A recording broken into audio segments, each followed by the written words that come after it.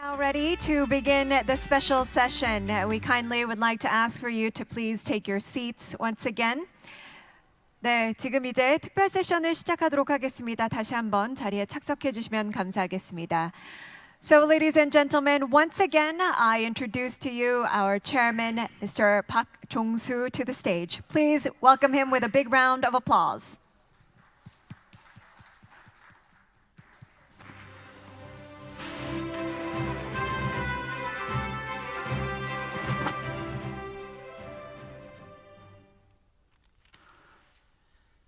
예. We are actually 30 minutes behind the schedule. I'm very sorry for this time delay. In fact, our time with the former President Bill Clinton of the U.S. We were over by 20 to 30 minutes. So he spent 20 or 30 minutes longer than what was scheduled. We wanted to have some short Q&A, but because of his health condition,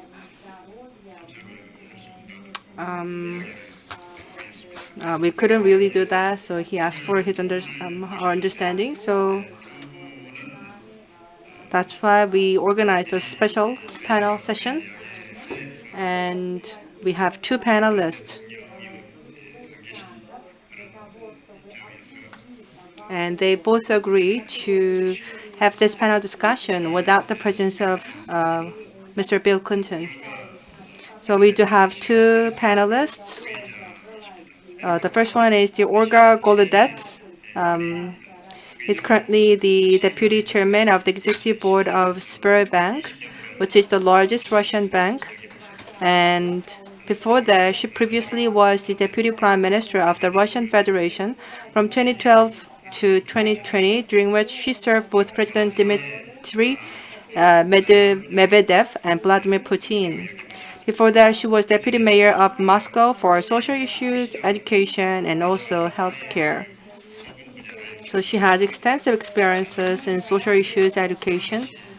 I understand that it's 5:30 in the morning in Moscow.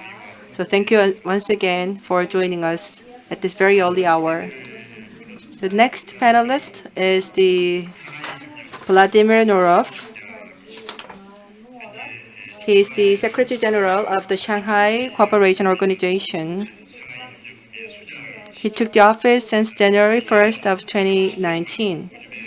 Before that, he worked as the director of the Institute of Strategic and Regional Research in Uzbekistan, which is the largest research institute under president. So, because of his urgent schedule, he could not be joining us real time. So he sent us the prerecorded video. And I would like to ask for your understanding.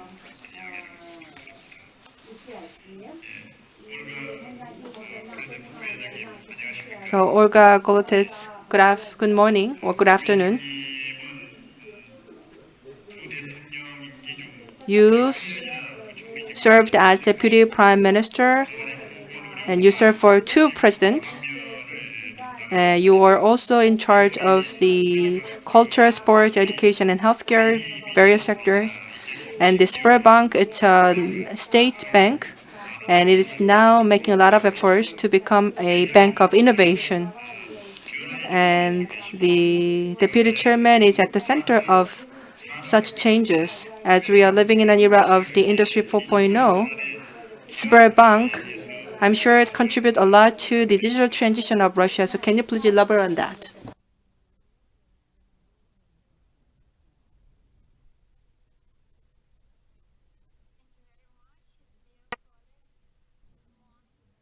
And I would like to thank organizers, first of all, for the invitation to the International Forum for Northern Economic Cooperation. And I'm sure that this event is an important platform for exchanging opinions and discussing relevant cooperation matters on the international level. And a few words about SberBank. SberBank is the largest bank in Russia, Central and Eastern Europe, and one of the leading international financial institutions. SberBank ranks among top 20 banks in the world by capitalization. And nowadays, SberBank provides services to over 100 million retail and 2.9 million corporate customers. We perform around 5.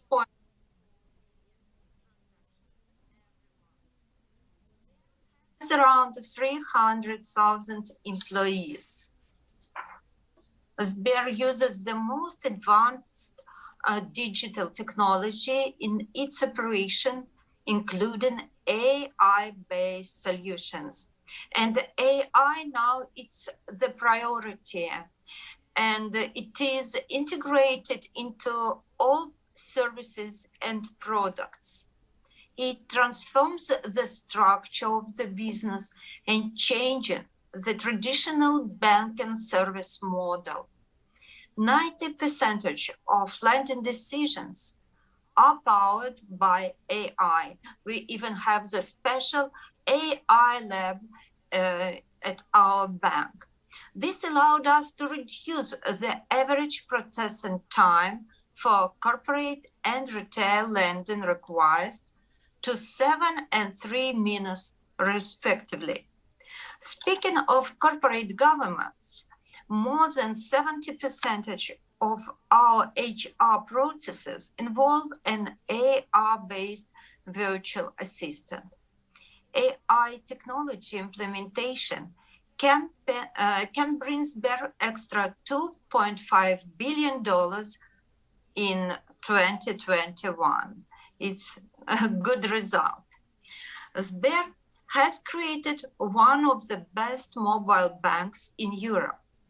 That's why the majority of our services are provided digitally. 1 in 4 customers get a new bank card issued without physical plastic, what is important now. They can use it immediately via the SberPay system. Great technological transformations lead to dramatic changes in qualifications of employees. Earlier, a large number of cashiers and administrative employees were required for bank branches. Today, we see a significant increase in need for IT specialists. That's why we built an effective system for retraining, adaptation, and development of employees in our company. And Sber also makes a significant contribution to the development of human resources and implements the principle of sustainable development and corporate social responsibility in business processes. The world today faces a lot of global challenges, threatening the sustainable and balanced development of humanity. Unfortunately, many people across the world have problems with access to good food, health care, education. It doesn't let them to build a better future for themselves. The second problem is that the degree of human impact on the environment can no longer be offset with our planet's resources. This is why it is crucial that every company builds its business processes based on the principles of sustainable development. It is important to develop new approaches shared by everyone that will include innovative products and technologies and improve the quality of life for people and communities. Solutions to improve the quality of life while reducing resource consumption can be developed with innovative products and technologies. Sber has been committed to sustainable principles, treating it as the basis for its balanced ecosystem development.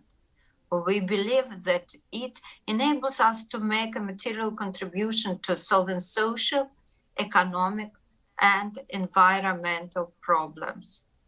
The bank has committed, for example, to achieving carbon neutrality of our operation activity by 2030. Sber today is a leading tech company which provides its customers with the best digital banking services and a wide range of products in various market segments. Sber ecosystems includes plenty of highly performant, innovative companies that make up an unique environment for customers to quickly and easily get services in almost all areas of their everyday lives, from healthcare, education, e-commerce, to digital solutions for the environment and smart cities. And now I would like to demonstrate a very short video to give you a feeling about our activities.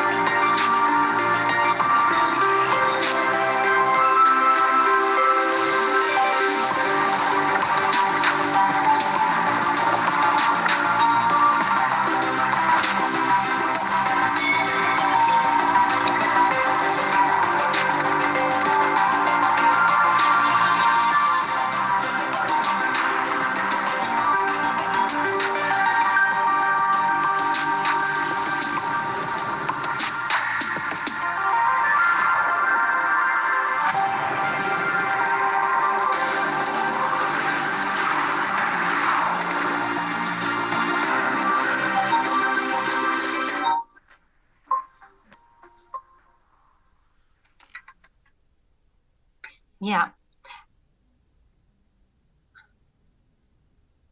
Okay. Yeah, and this new technology means for us new philosophy and new business. And dear colleagues, thank you very much. I want to tell you, I want to wish you the best to all the participants. And our team is ready to cooperate with NGO, with officials, with business in order to deal with the global challenges in the interest of our planet and society. And thank you very much for all. Thank you. Well, thank you very much, Madame Golodets. I have one question for you. Are you just getting out? Please don't. Please stay.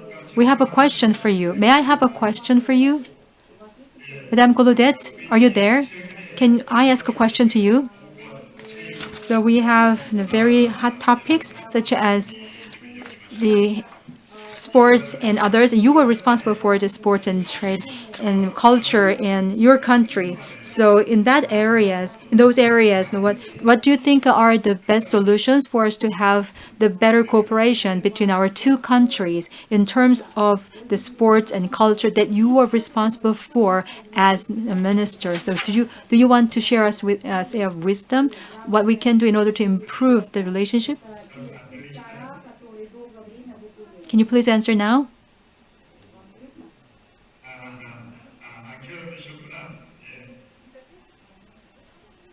Madame Golodets, would you please answer now? Can you hear me now?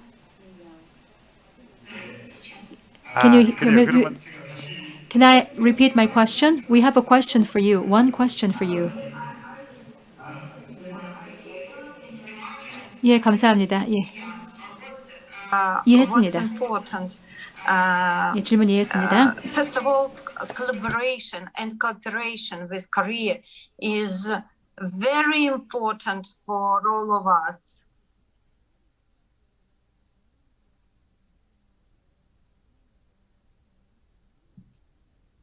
And for us, very important, and the priority is, of course, cooperation in health, in the sphere of healthcare. Healthcare now is important for everybody.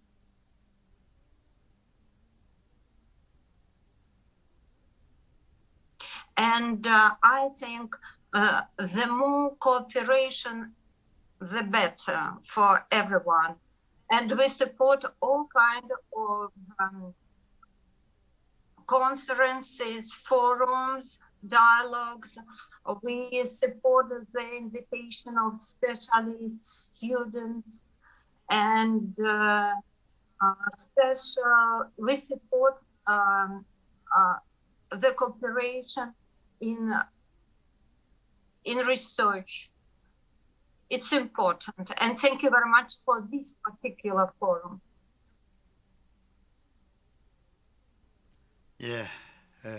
Well, thank you so much, Madame.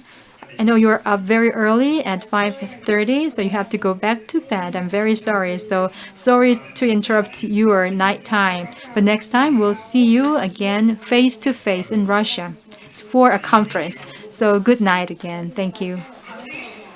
Moscow, too soon. Thank you. Bye.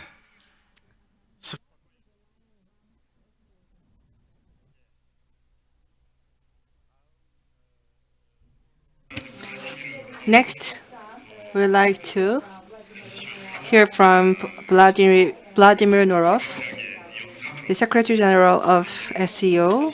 He sent us the prerecorded video because of some urgent schedule.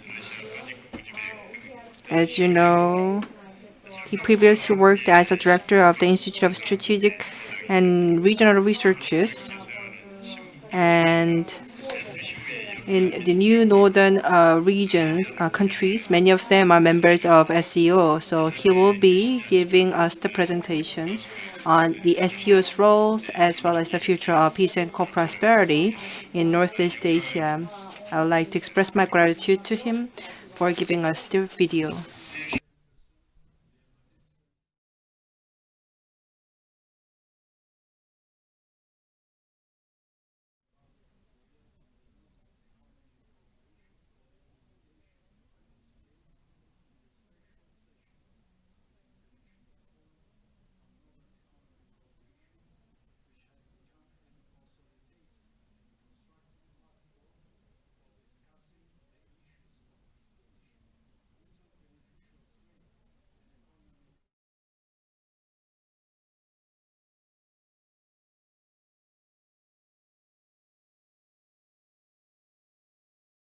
Moon Jae-in, which aims to promote cooperation among the countries of Eurasia by establishing a Northern Economic Community for peace and common prosperity, includes targeted cooperation with the SEO countries to actively participate in the integration process of the Euro-Asian continent. Celebrating its 20th anniversary this year, SEO has firmly established itself as one of the leading trans-regional associations for a comprehensive response to security challenges and threats, ensuring sustainable economic development and deepening the dialogue between civilization in the territory of the organization, which covers over 60% of the Eurasia and unites almost half of the world's population. The SEO has entered a crucial period in its development. The member states will continue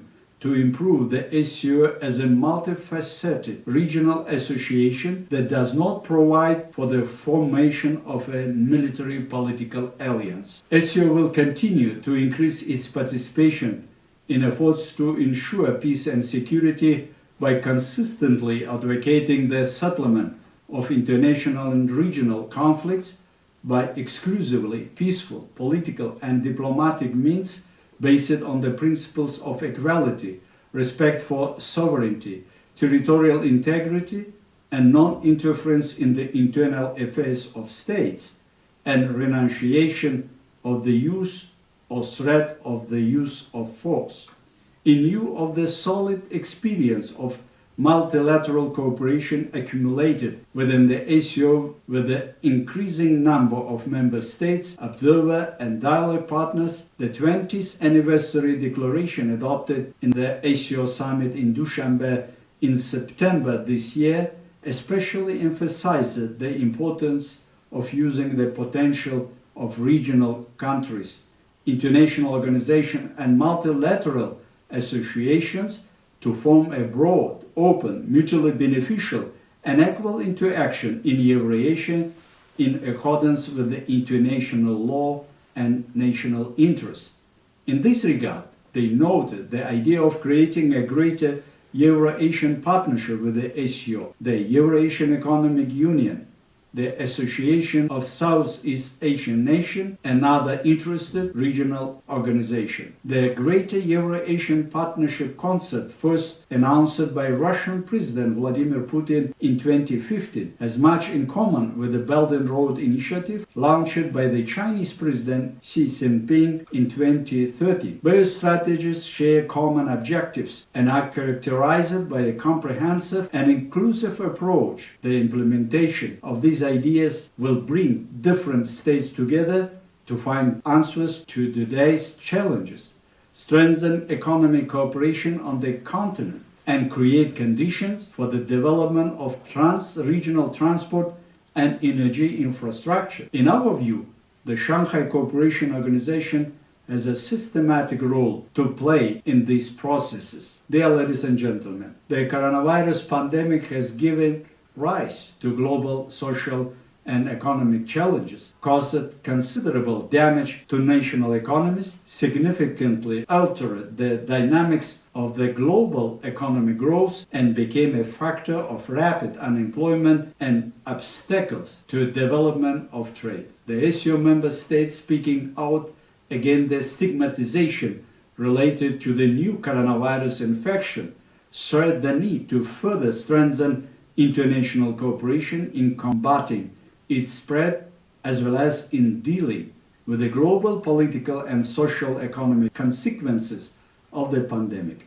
At the same time, the current situation related to COVID-19, as paradoxical as it may sound, provided us with new opportunities to develop land transport and join our efforts in addressing the difficulties in moving goods between countries due to anti-epidemiological measures.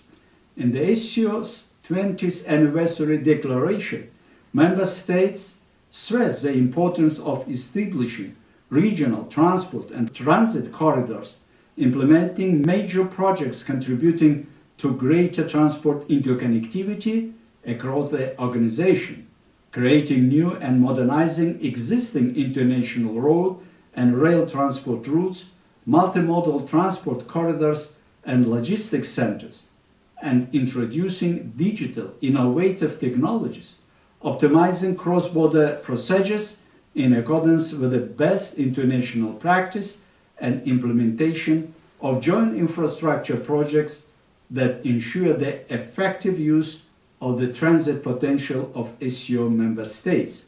In this regard, the linkage between the Trans-Siberian Railway, the Baikal-Amur main line with the North-South corridor, and the planned China-Kyrgyzstan-Uzbekistan Railway with One Belt, One Road initiative could increase the effectiveness of transit potential of the transport system, not only of the SCO member states, but also of the entire Euro-Asian space. At the same time, the SCO pays special attention to strengthening stability and economic welfare, as well as providing access to seaports of the geographically landlocked Central Asian countries, which are the core of the SCO.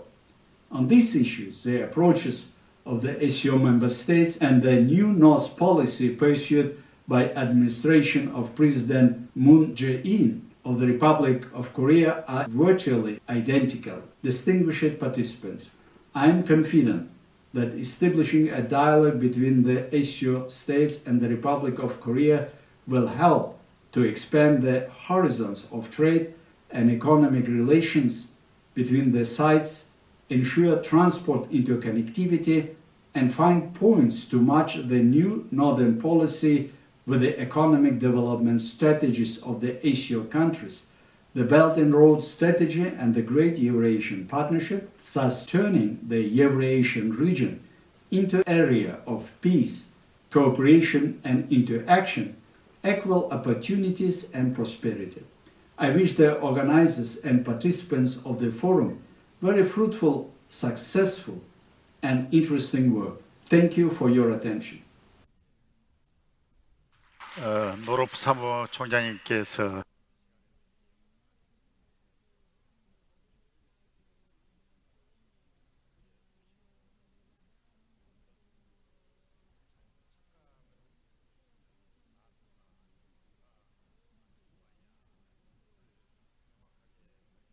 It is being called as a political organization from time to time, but he explained very sharply that it is a non-government organization and it is a neutral organization. As evidenced by the declaration this year, it is aiming at comprehensive cooperation. It can be summarized in 5 roles to be played in the declaration, as his video says. And that is in line with the trends of the Northern policy of the Moon administration of Korea, according to his message. Thank you again for all these clarifications. Now is the time for us to close the session. We have been benefited by the insights of the panels and panelists, and also we are very much grateful to have this valuable ideas and the vision. What is important for us is that in this condition, cooperation to overcome the changes is the essence of our future. So once again, I'd like to thank very much for the participation, the panelists, and also the audience. Thank you. Thank you once again to our moderator, Chairman Park, as well as our discussants who granted us time and, of course, their energy and insights throughout the session today. Thank you once again to our online audience as well as our offline audience. We will now break for lunch and resume at 1:30 with the business session. Thank you very much for your attendance.